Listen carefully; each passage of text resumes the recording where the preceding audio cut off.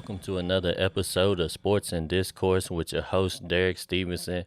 And today, we got to talk about my 4 favorite draft prospects, right? And unfortunately, I have to start off with my guy, Shaedon Sharpe, from my very own University of Kentucky Wildcats, right? And this one breaks my heart because the more that I watch the more I watch Shaedon Sharpe working out, doing his draft drills and everything, the more sad it makes me because I realize if we would have had this kid on the team, man, we might have had a really good outside shot to win the championship.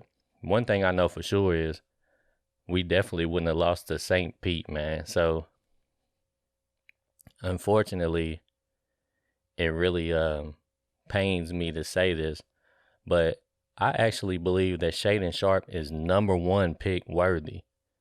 Now, the reason why I got him sitting at number 4 for me is because technically, we really haven't seen him play against high-level competition, right? We seen him play in high school and different things like that. Throughout the year at Kentucky, we would get little clips here and there, of him doing his drills and everything in practice. And, Calipari would always feed us these things like, he doesn't really seem to be picking it up well. He's not really ready. We was hearing all of these things. And to be honest with you, I don't believe it, man. I actually, from seeing this kid play, I don't think that there's no way possible that he couldn't have helped us, right?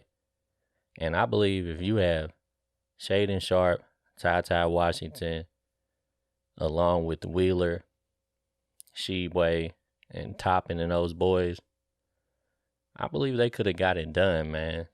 And I like Shaedon Sharpe mostly because he's a very big physical guard, right? And I kind of compare him a little bit to like Anthony Edwards. He's really athletic. He got really long arms. I think he got like a 7-foot wingspan. And he looks like one of those guards that's going to just be able to like really bulldoze his way to the basket and finish at the rim, right? But the thing that surprised me is he looks like he actually got a really decent jump shot for right now. And I know, I'm just watching him in workouts, shooting, against no competition. Or when he was in high school, he might have been playing against guys that just really wasn't as good as him. And it might have been a little easy. But when I watch him, though, he looks like he very easily can stroke a college three-pointer. But I even see that he looks like he has NBA range already. And I'm talking about like off the dribble with defense. He can do like step backs and shoot NBA range threes already. But I feel like the strength of his game could potentially be his mid-range his mid-range jumper. I'm sorry. He looks like he can very easily go around picks and pull up and shoot mid-ranges. I feel like he's going to have a game that's kind of similar to Devin Booker. And which definitely ain't going to be a bad thing, right? Because if you look at the way Devin Booker plays, Devin Booker is a decent outside shooter, very good mid-range shooter, right? And he's athletic enough that, when he gets to the basket, he can finish at the rim. He's got a little bit of explosion here and there. And I feel like Shaedon Sharpe is going to be the same way, but I actually feel like he might end up being a better defender than Devin Booker, right? He looks like he really competes on the defensive end, which is what I like. Because at the end of the day, you get a lot of guys that can score, but when you can play both sides of the ball, it makes you a lot more valuable. And I think Shaedon is going to be a really good defender, man. And, unfortunately, I would have liked to see what he could have done for my UK Wildcats, but we didn't get the chance to. And, I wish the man well. I know a lot of Big Blue Nation is kind of torn and divided about how they feel about Shaedon. But, you know, it is what it is. It worked out how it worked out. And I hope it works out for everybody, Shaedon and for BBN and Calipari, that everybody eventually gets what they want. He has a good NBA career, and we eventually get some more championships. But anyways, moving on to my third prospect. To me, I feel like my third prospect, which is Banchero from Duke, right? I feel like he might actually be the most pro-ready of these big men, right? And the only reason that I'm calling him the third prospect is because I feel like a lot of the draft boards seem to have, you know, Chet Holmgren and Jabari Smith ranked a little bit ahead of him. And I'm not really necessarily completely sure why. Maybe they feel like, you know, those guys have maybe a little bit more upside than Banchero. But I think right now, the guy that's going to come in next year and have the most impact is probably going to be Banchero. And the reason why I feel like that is because he's just so big, man. Like, he's really big, physically developed. He's got really nice moves. He might be the most polished of the three bigs offensively, right? He can shoot outside a little bit, but he can handle the ball pretty good. He can create in tight spaces. He can play make for his teammates. And like I said, man, he's like 250. You know, Jabari Smith and obviously Chet Holmgren, you know, they're not quite as big as him. Chet Holmgren is definitely nowhere close. Like, Chet Holmgren weighs less than I do, right? But yeah, man, Banchero just seems like physically he's going to be able to come right in and be able to make a little bit of impact. So I definitely think he's not going to have any problems on offense. But the one thing that I do got to be honest with you about is I don't know if he really has a desire to be great on defense, right? I think he can be a good defender, and I feel like at some points he can be like a good rim protector. You know, I feel like when he's focused and he's dedicated, he can play defense well. But I just don't know if he gives the effort every single time, you know, on that end of the court. If you watch a lot of his games, there's some times where I feel like he gives up some easy baskets, or he just doesn't quite put the effort in defensively the way that he does offensively. And that's why I would probably rank him behind the other guys.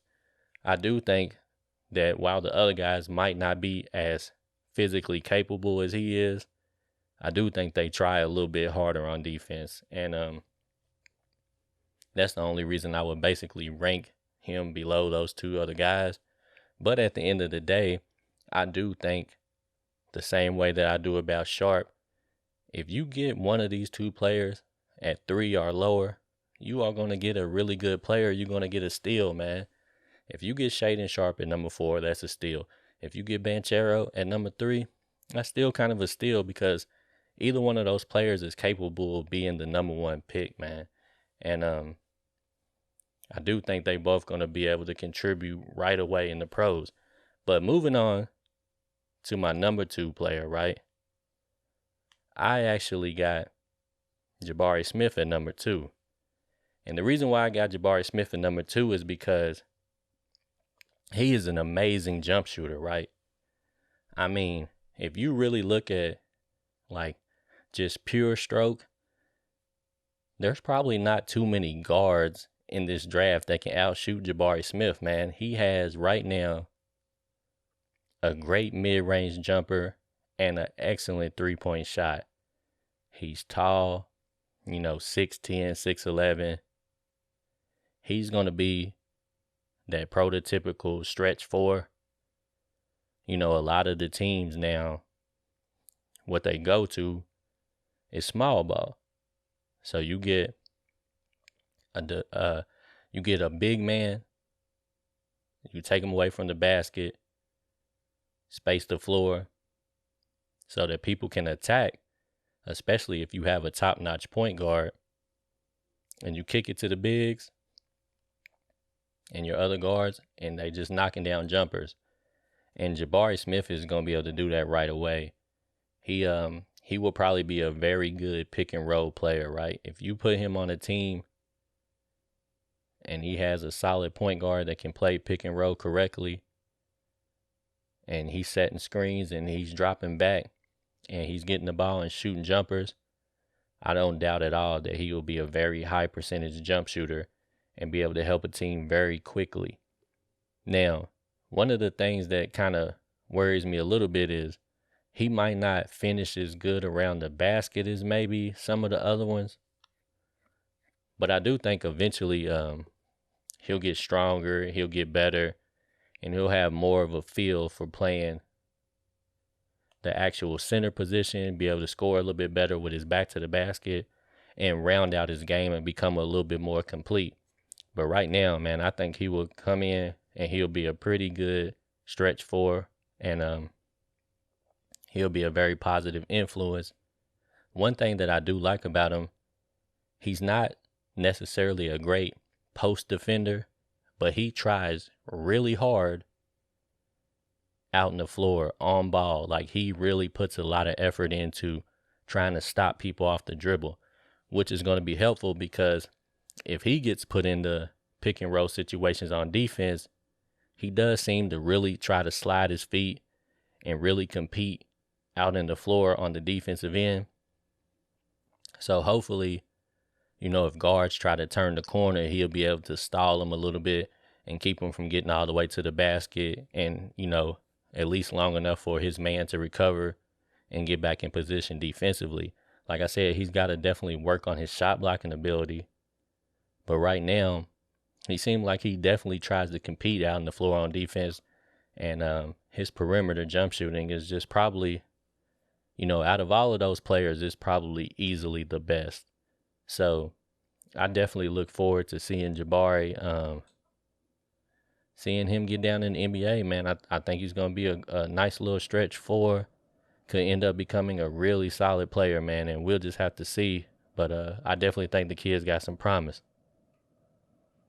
Now, my number one prospect, I'm going with Chet Holmgren, right? And before I even get into it, let me say, between these four guys, I don't really know who's going to end up having the best NBA career.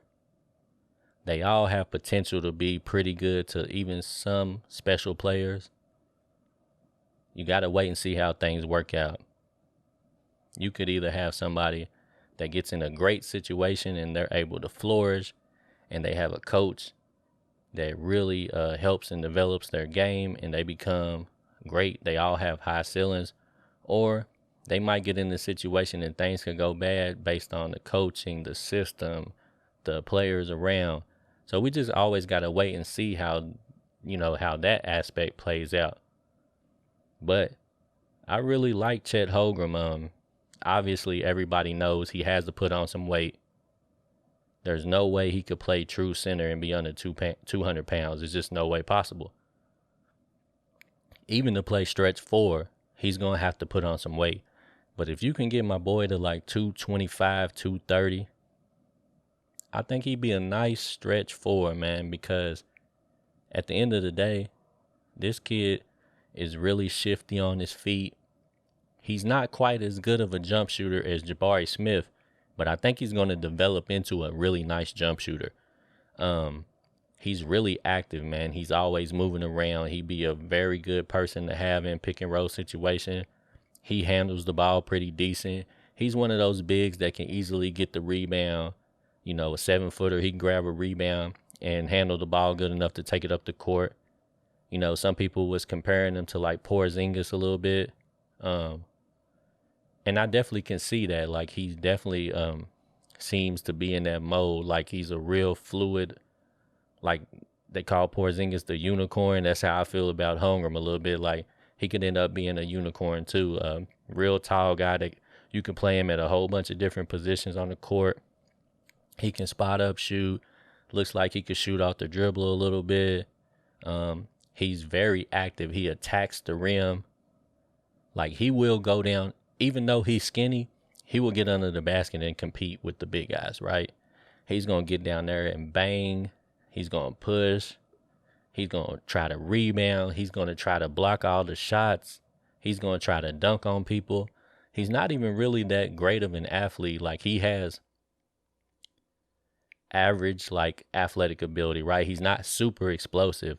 But when he gets in certain spot, he tries to dunk the ball. And that's all you can ask for a big man. When you have the opportunity to try to dunk the ball, dunk it on somebody, right? And he just seems like he's going to be really versatile, man. And if he reaches his ceiling, I think he has a real, like, he has a real high potential to become a superstar player, right?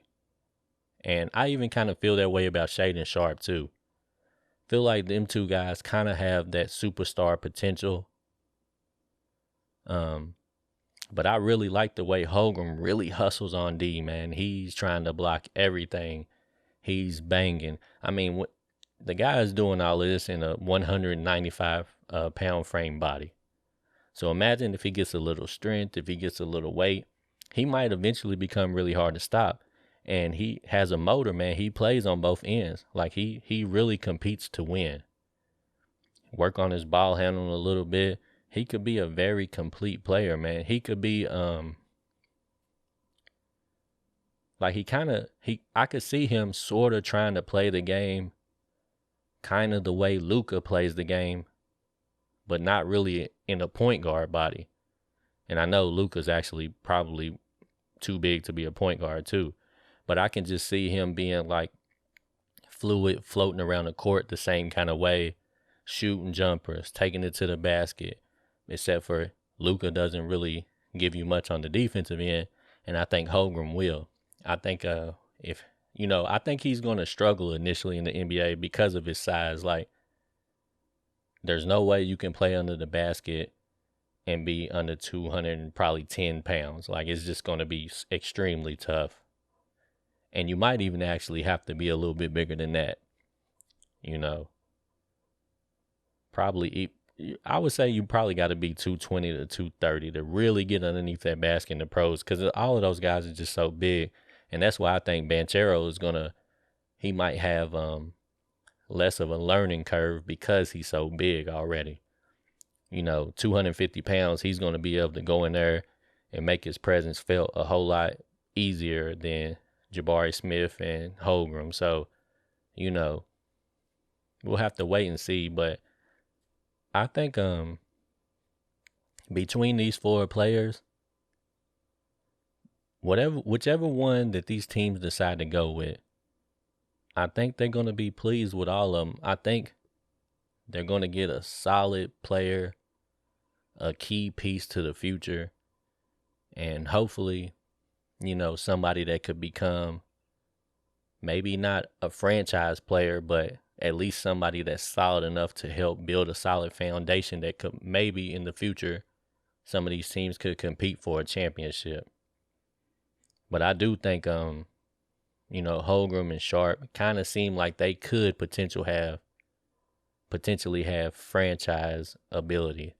But we'll just have to wait and see, man. But anyways, let me know, who are your top 4 prospects? And do you think I got it right?